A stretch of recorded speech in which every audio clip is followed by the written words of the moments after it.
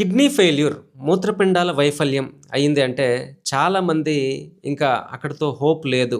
So, ఇక అంతే అని అనుకుంటారు. కానీ కిడ్నీ ఫెయిల్యూర్‌ని రివర్స్ చేయొచ్చు. రీనల్ ఫంక్షన్‌ని ఇంప్రూవ్ చేయొచ్చు అని రీసెర్చ్ పేపర్ మీరిక్కడ చూడొచ్చు. నేషనల్ ఇన్‌స్టిట్యూట్ ఆఫ్ హెల్త్‌లో రిలీజ్ అయినటువంటి ఒక రీసెర్చ్ పేపర్ ఇది. So, chronic kidney disease renal function can improve at any stage of chronic kidney disease. సీకేడీలో ఏ స్టేజ్‌లో అయినా మూత్రపిండాల పనితీరుని ఇంప్రూవ్ చేసుకోవచ్చని ఈ రీసెర్చ్ పేపర్‌లో తెలుస్తుంది. ఇది అమెరికాలో ఒక అత్యున్నత సంస్థ నేషనల్ ఇన్‌స్టిట్యూట్ ఆఫ్ హెల్త్‌లో రిలీజ్ అయినటువంటి రీసెర్చ్ పేపర్. సో, వీళ్ళు ఇందులో 406 పేషెంట్స్‌ని తీసుకున్నారు. అంటే 406 వీళ్ళని హైపర్‌టెన్సివ్ నెఫ్రోపతి సమస్యతో బాధపడుతున్నారు. అంటే బీపీ వల్ల కిడ్నీ చెడిపోయిన వాళ్ళని ఎక్కువగా వీళ్ళు ఇందులో తీసుకోవడం అయితే జరిగింది. సో, ఈ రిజల్ట్స్‌లో 62 పేషెంట్స్‌లో 15% జీఎఫ్ఆర్ అనేది ఇంప్రూవ్‌మెంట్ అనేది కనిపించింది. సో, అది ఏ స్టేజ్‌లో ఉన్న అంటే ఇక్కడ మీరు క్లియర్‌గా చూడొచ్చు కన్క్లూజన్‌లో GFR improvement is possible in CKD patients at any CKD stage through stage 4-5. అంటే 4-5 స్టేజ్‌లో మూత్రపిండాల వైఫల్యం ఉన్నప్పటికీ కూడా దాన్ని రివర్స్ చేసుకోవడానికి స్కోప్ ఉంది అని రీసెర్చ్ పేపర్‌లో అయితే మనకి క్లియర్‌గా వాళ్ళు చెప్పడం అనేది జరిగింది. సో, జనరల్‌గా సీకేడీలో ఏంటంటే చాలామందికి తెలీదు, ఒక అవగాహన ఉండదు. అంటే 1 ఉంది క్రియాటినిన్, 2 ఉంది, 3 ఉంది అంటే తక్కువ చిన్న నెంబర్సే కదా, అక్కడ ఏముంది డ్యామేజ్ అని అనుకుంటారు. కానీ యావరేజ్‌గా 5 దాటితే క్రియాటినిన్ డయాలిసిస్‌కి వెళ్ళిపోతూ ఉన్నారు. సో, క్రియాటినిన్ ఒక్కటే పారామీటర్ కాదు మన కిడ్నీ డ్యామేజ్‌కి, అనేక పారామీటర్స్ ఉంటాయి. అయినప్పటికీ కూడా చాలామందికి అవగాహన లేక, సో, ఓవరాల్‌గా బాడీలో మెటబాలిజంని ఇంప్రూవ్ చేసుకోవడం అనేది చాలా కీలకం. చాలామంది ఇది తెలియక ఈ వ్యాధి ముదిరికిపోయి క్రానిక్ కిడ్నీ డిసీజ్ అనేది దీంట్లో మార్బిడిటీ ఎక్కువ అండి. అంటే అనేక రకాల సమస్యలు ఉంటాయి. అంటే చర్మం మీద దురదల దగ్గర నుంచి కార్డియోవాస్కులర్ డిసీజ్ లాంటి తీవ్రమైన సమస్యల వరకు కూడా ఉంటాయి. అలాగే మార్టాలిటీ ఎక్కువ, అంటే మరణాల రేటు అనేది ఎక్కువ ఈ కిడ్నీ డిసీజ్లో. ఎందుకంటే మన బాడీలో ఒక ఎసెన్షియల్ ఆర్గాన్, అంటే మన రక్తాన్ని ఫిల్టర్ చేస్తుంది. రోజుకి 140 లీటర్ల రక్తాన్ని, అంటే 5 లీటర్ల రక్తం ఉంటే ఎన్నిసార్లు దాన్ని రొటేషనల్గా ఫిల్టర్ చేస్తూ వస్తుంది. సో, ఇటువంటి అద్భుతమైనటువంటి వ్యవస్థ డ్యామేజ్ అయితే మన బాడీ తట్టుకోవడం చాలా కష్టం. అందుకే ఇది మరణాలకు కారణమవుతుంది. కానీ ఇక్కడ వీళ్ళు కన్వెన్షనల్ మెడిసిన్స్ని ఉపయోగించి చాలా అద్భుతంగా ఈ విధంగా రివర్స్ చేయడం అనేది జరిగింది. కాబట్టి ఇది ఒక హోప్‌ని కలిగిస్తుంది కిడ్నీ పేషెంట్స్‌కి. భయపడే పని లేదు. సో, మనం కష్టపడితే మోడర్న్ సైన్స్‌ని, ఏన్షియంట్ మెథడాలజీస్‌ని, డైట్‌ని, న్యూట్రిషన్ వినియోగించుకొని మనం అంటే వ్యాధుల నుంచి బయటపడొచ్చు అనేటటువంటి ఒక హోప్‌ని మనకి ఇది కలిగిస్తుంది. అదేవిధంగా మీరు ఇంకొక రీసెర్చ్ పేపర్ కూడా చూడొచ్చు. ఇందులో వీళ్ళు నేచురల్ ప్రొడక్ట్ గ్రేప్ సీడ్ ఎక్స్ట్రాక్ట్‌ని ఉపయోగించుకొని కిడ్నీ పేషెంట్‌లో జీఎఫ్ఆర్‌ని తగ్గించడం అనేది జరిగింది. సో, నేచురల్ ప్రొడక్ట్స్ ఈ విధంగా అనేక నేచురల్ ఆప్షన్స్ కూడా మన ముందు ఉన్నాయి. కాబట్టి భయపడాల్సిన పని అనేది లేదు. గ్రేప్ సీడ్ అనేది ఒక యాంటీ ఆక్సిడెంట్. ఇది రియాక్టివ్ ఆక్సిజన్ స్పీసెస్‌ని తగ్గిస్తుంది. ఇది వినియోగించుకోవడం వలన జీఎఫ్ఆర్ అనేది పెరగడం అనేది వీళ్ళు రిజల్ట్స్‌లో గమనించడం అయితే జరిగింది అనేక మంది పేషెంట్స్‌లో. అలాగే ప్రోటీన్ లీకేజ్ అనేది కూడా తగ్గడం అనేది కూడా వీళ్ళు గమనించారు. 37% ప్రోటీన్ లీకేజ్ తగ్గడం అనేది వీళ్ళైతే గమనించడం అయితే జరిగింది. సో, ఈ విధంగా మనకు హోప్ వస్తుంది. 32% అండి, సారీ. సో, ప్రోటీన్ లీకేజ్ అనేది 32% తగ్గడం అనేది వీళ్ళు గమనించారు. అలాగే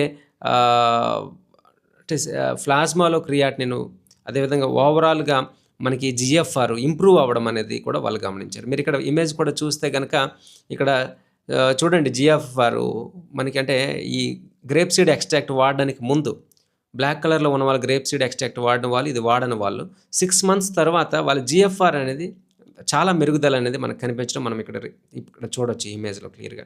కాబట్టి రీనల్ ఫంక్షన్ని, అంటే కిడ్నీ ఫంక్షన్ ఏ స్టేజ్లో అయినా మనము పునరుద్ధరించుకోవడానికి అవకాశం ఉంది అనేది మర్చిపోవద్దు. అనేక పారామీటర్స్ ఉంటాయి. చాలామంది నిరుత్సాహపడిపోతుంటారు. వెరీ లో ప్రోటీన్ డైట్ని ఫాలో అవ్వాలి. సో, ప్రోటీన్ని మనం తగ్గించడం అనేది చాలా కీలకం. సో, ప్రోటీన్ లీకేజ్ పెరుగుతుంటే ప్రోటీన్ వెళ్ళిపోతుంది కాబట్టి మనం ప్రోటీన్ ఎక్కువ తీసుకోవాలని చాలామంది అనుకుంటారు. కానీ ప్రోటీను అది రాంగ్ కాన్సెప్ట్. ప్రోటీన్ మీరు ఎక్కువ తీసుకున్న కొలది కిడ్నీల మీద పని భారం ఎక్కువ పడుతుంది. అలాగే యూరెమిక్ టాక్సిన్స్ పెరిగిపోతాయి. బ్లడ్ యూరియా నైట్రోజన్ పెరుగుతుంది. యూరిక్ యాసిడ్ కూడా పెరగడానికి ఎక్కువ అవకాశం ఉంటుంది. యూరియా పెరిగిపోతుంది. సో, ఈ యూరేమియా అని అంటారు. యూరేమియా అంటే యూరిన్ అనేది బ్లడ్లో ఎక్కువైపోవడం, అంటే బయటికి పోవాల్సినటువంటి యూరిన్ మీ బ్లడ్లోనే ఉండిపోయి అది వ్యర్థాలు పేరుకుపోవడం వల్ల తీవ్రమైనటువంటి మార్బిడిటీస్, అనేక రకాల సమస్యలు వస్తాయి. సో, కాబట్టి వెరీ లో ప్రోటీన్ డైట్ని మనం తీసుకోవాలి. ప్లాంట్ బేస్డ్ ప్రోటీన్‌ని కూడా నెగ్లిజిబుల్‌గా మనం తీసుకుంటూ హోల్ ఫుడ్ ప్లాంట్ బేస్డ్ డైట్‌ని మనం తీసుకోవడం, fibre rich food especially soluble fibre, insoluble fibre తీసుకోవడము అనేది చాలా కీలకము. ముఖ్యంగా ఇనిలిన్, అకేషియా ఫైబర్ గురించి చాలా వీడియోలో నేను చెప్పాను. ఇవి టాక్సిన్స్‌ని బైండ్ చేసి బయటికి తీసుకొచ్చేస్తాయి. సో, అందుకే మన కోలాన్ని ఫోర్త్ కిడ్నీ అని అంటారు. అంటే మన పెద్ద పేగుల ద్వారా ఈ వ్యర్థాలు మనం తీసుకెళ్ళొచ్చు. స్కిన్‌ని థర్డ్ కిడ్నీ అంటారు. అంటే మన బాడీలో సహజంగా ఒక జత కిడ్నీలు 2 ఉండగా స్కిన్, కోలాన్ అనేది థర్డ్ అండ్ ఫోర్త్ కిడ్నీగా పనిచేస్తాయి. సో, వీటిని మనం ఉపయోగించుకోవడం, హాట్ వాటర్ ఇమ్మర్షన్ థెరపీస్ లాంటివి వాడుకోవడము కూడా చాలా కీలకం. చాలామంది కిడ్నీ పేషెంట్‌లో కాన్‌స్టిపేషన్ ఉంటుంది. సో, అది అది అది నియంత్రించుకోవాలి మనం ఖచ్చితంగా. అలాగే మెటబాలిక్ ఎసిడోసిస్ పెరిగిపోకుండా జాగ్రత్త పడాలి. అది తీవ్రమైనటువంటి ఫలితాలను చూపిస్తుంది. కాబట్టి ఆల్కలైన్ డైట్ తీసుకోవడము అనేది చాలా కీలకము. అలాగే ఆల్కలినిటీని పెంచేటటువంటి సప్లిమెంట్స్ వాడుకోవడం వైద్యుల సమక్షంలో అనేది కూడా చాలా కీలకం. డైట్ అనేది చాలా కీలకం అండి. న్యూట్రిషన్ అనేది చాలా కీలకం. నేచురల్‌గా బీపీని కంట్రోల్‌లో ఉంచుకోవడం, షుగర్ లెవెల్స్‌ని కంట్రోల్‌లో ఉంచుకోవడం అనేది కూడా చాలా కీలకం. అలాగే వాటర్ ఇంటేక్ మీద చాలా అపోహలు ఉన్నాయి. అంటే యూరిన్ అవుట్‌పుట్ ఎక్కువగా ఉండి వాటర్ రిటెన్షన్ బాడీలో లేకుండా ఎటువంటి సిమ్టమ్స్ లేకపోయినా సరిగా ముందు జాగ్రత్తగా వైద్యులు చెప్తున్నారు. చాలామంది నీరు తాగడం మానేస్తున్నారు. సో, దీనివల్ల డీహైడ్రేషన్ అనేది మరింత డ్యామేజ్ చేస్తుంది కిడ్నీని.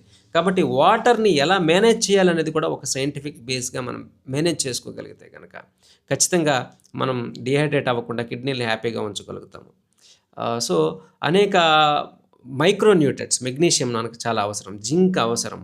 సో, ఐరన్ లెవెల్స్ ఎలా ఉన్నాయి, B12 అంటే అది నార్మోక్రోమిక్ ఎనీమియా వచ్చిందా? చాలామంది కిడ్నీ పేషెంట్‌లో ఎనీమియా వచ్చేస్తుంది.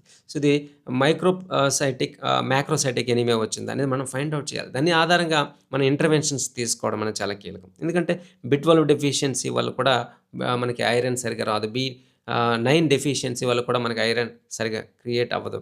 అలాగే చాలా మందిలో ఐరన్ సప్లిమెంట్స్ తీసుకోవడం వల్ల అది ఓవర్‌లోడ్ అయిపోతే మనకి యాంటీ ఆక్సిడెంట్స్ అంటే ఫ్రీ రాడికల్స్ పెరిగిపోతాయి. దానివల్ల మనకి ఇన్‌ఫ్లమేషన్ పెరిగిపోవడానికి అవకాశం ఉంటుంది. కాబట్టి వీటన్నిటిని బేరీజ్ వేసుకొని మనం చర్యలు తీసుకోవాలి. అలాగే విటమిన్ సి లెవెల్స్ తక్కువగా ఉన్నా మనకి హిమోగ్లోబిన్ తయారవ్వదు, ఐరన్ అబ్జార్బ్ అవ్వదు. విటమిన్ ఏ లెవెల్స్ తక్కువగా ఉన్నా మనకి ఐరన్ సరిగ్గా అబ్జార్బ్ అవ్వదు. సో, వీటన్నిటిని కూడా మనం చూసుకోవాల్సినటువంటి అవసరం ఉంది. ఎప్పుడైతే దీర్ఘకాలిక కిడ్నీ కేసుల్లో కిడ్నీ మరింత డ్యామేజ్ అయితే ఎరిథ్రోపాయిటిన్ రిలీజ్ అవ్వదు. అంటే మన రక్తం తయారీ అనేది జరగదు. దానివల్ల ఆక్సిజన్ అందదు. ఎప్పుడైతే ఆక్సిజన్ శరీరానికి అందదో దానివల్ల నిస్సత్తువ, నీరస, ఆయాసం లాంటి సమస్యలు రావడానికి ఎక్కువ అవకాశం ఉంటుంది. సో, దీన్ని కూడా మనం చూసుకోవాలి. ఇందాక చెప్పుకున్నట్టు మెటబాలిక్ ఎసిడోసిస్‌కి ఎర్లీ స్టేజ్‌లోనే సోడియం బైకార్బోనేట్ వాడేస్తున్నారు. దానివల్ల సోడియం నిల్వలు పెరిగిపోతాయి, వాటర్ రిటెన్షన్ పెరిగిపోతుంది, బ్లడ్ ప్రెషర్ పెరుగుతుంది. కాబట్టి ఎర్లీ స్టేజెస్‌లో మనం ఆల్కలైన్ డైట్ వాడుకోవడం ద్వారా other than sodium bicarbonate.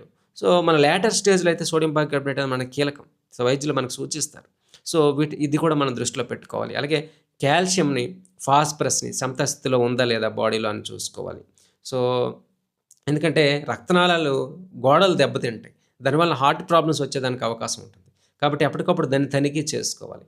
So, arterial damage, ఆర్టియోస్క్లిరోసిస్ వస్తే ఎక్కువ మంది కిడ్నీ పేషెంట్స్ మరణించడానికి కారణము మనకి కార్డియోవాస్కులర్ డిసీజ్‌ని ప్రివెంట్ చేయడం అనేది చాలా కీలకం. సో, యాక్టివ్ లైఫ్‌ని మెయింటైన్ చేయడంతో పాటు ఈ కాల్షియం మెటబాలిజం ఎలా ఉంది అనేది కూడా మనం ఫైండ్ అవుట్ చేయడం అనేది కూడా చాలా కీలకం. అలాగే చాలా వీడియోలో చెప్పాను మైక్రోబయోమ్, హెల్తీ బ్యాక్టీరియా అనేది చాలా కీలకం. ఎస్పెషల్లీ 5 రకాల బ్యాక్టీరియాని లాక్టోబాసిల్లస్, బిఫిడోబాక్టీరియా జాతుల్ని గుర్తించడం జరిగింది. అవి మన క్రియాటిన్‌ని 25% వెనక్కి తగ్గించేలా క్వాలిటీ వాటికుంది. సో, ఆ గుణం వాటికుంది. కాబట్టి దాన్ని మనం నేచురల్‌గా మనం ఇంబైబ్ చేసుకోవచ్చు. అంటే మైక్రోబయోమ్ డైట్‌ని ఇంప్లిమెంట్ చేయడం ద్వారా, ఫెర్మెంటెడ్ ఫుడ్స్‌ని తీసుకోవడం ద్వారా, మనం గట్ హెల్త్‌ని ఇంప్రూవ్ చేసుకోవడం ద్వారా మనం ఈ కిడ్నీ సమస్య నుంచి బయటికి రావచ్చు. ఓవరాల్‌గా ఇవన్నీ కూడా మనకి ఇన్‌ఫ్లమేషన్ తగ్గిస్తాయి. ఎప్పుడైతే మనం ఇన్‌ఫ్లమేషన్ తగ్గించుకున్నామో కిడ్నీ డిటీరియేట్ అవ్వడం, కిడ్నీ ఫంక్షన్ డ్యామేజ్ అవ్వడాన్ని మనం ఆపుకోవచ్చు. అలాగే ప్రాసెస్డ్ ఫుడ్స్, రిఫైన్డ్ షుగర్స్ వీటిని అవాయిడ్ చేయడం ద్వారా, డైరీ ప్రొడక్ట్స్‌ని అవాయిడ్ చేయడం ద్వారా ఫాస్ఫరస్‌ని మనం అవాయిడ్ చేయొచ్చు. ఫాస్ఫరస్ అనేది చాలా డేంజర్. ఇమ్మీడియేట్ అది మనకి కార్డియోవాస్కులర్ సిస్టమ్ మీద దాని ప్రభావం చూపిస్తుంది. సో, ఫాస్ఫరస్ అనేది పెరగకుండా జాగ్రత్త పడడం. ఎందుకంటే డైరీ ప్రొడక్ట్స్ తీసుకుంటే ఫాస్ఫరస్ పెరిగిపోతుంది. డైరీ ప్రొడక్ట్స్ తీసుకోవడం వల్ల మెటబాలిక్ ఎసిడోసిస్ పెరిగిపోతుంది. యూరిమిక్ టాక్సిన్స్ పెరిగిపోతాయి. సో, దాన్ని క్లియర్ చేయడానికి కిడ్నీ చాలా స్ట్రెయిన్ అవ్వాల్సి వస్తుంది. కాబట్టి వాటిని అవాయిడ్ చేయడం. సో, దీని మీద నేను అనేక బుక్స్ కూడా ప్రిపేర్ చేయడం అయితే జరిగింది. సో, ఒక్కో ఫుడ్ ఇంగ్రీడియంట్స్‌లో పొటాషియం లెవెల్స్ ఎలా ఉన్నాయి, సోడియం లెవెల్స్ ఎలా ఉన్నాయి, అనే అంశాలను తెలియజేస్తూ, సో అలాగే అనేక హెర్బ్స్ గురించి తెలియజేస్తూ బుక్స్ కూడా ప్రిపేర్ చేయడం జరిగింది. శాంపుల్ డైట్స్‌ని కూడా, ఎందుకంటే డైట్ అనేది ఇండివిడ్యువల్‌గా ఉండాలి.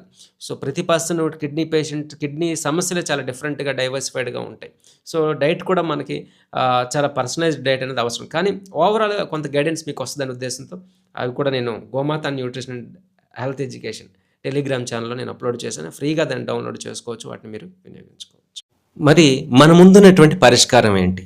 దీనికోసం నేను కిడ్నీ పేషెంట్స్‌కి ఉపయోగపడే కొన్ని పుస్తకాలైతే నేను రాయడం జరిగింది. ఇవి ఫ్రీగా మీరు గోమాత nutrition and health education Telegram ఛానల్‌లోకి వెళ్ళి డౌన్‌లోడ్ చేసుకోండి.